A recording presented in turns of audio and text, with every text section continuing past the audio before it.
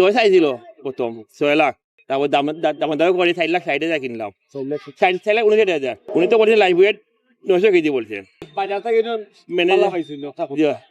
দাম মনে করি রিজনেবল।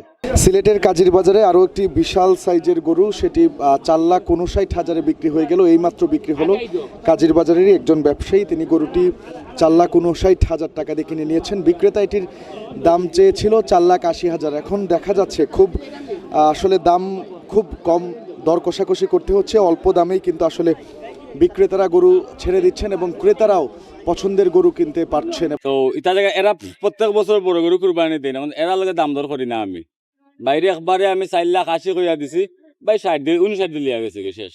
55 কইছে, বললাম 5,000 টাকা আমার দিন, ভাই 4,000 দিছে। ওইটা ফিজিয়ানের লগে সাইওয়ালের হালকা ক্রস।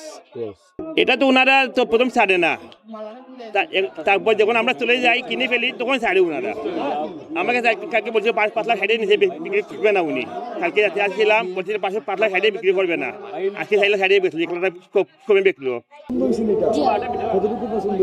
অনেক। কার সাথে আইছো? আমার বড় বাবার সাথে। কে পছন্দ করছে এটা? আমি। তুমি পছন্দ করছো? তোমার পছন্দ হয়েছে?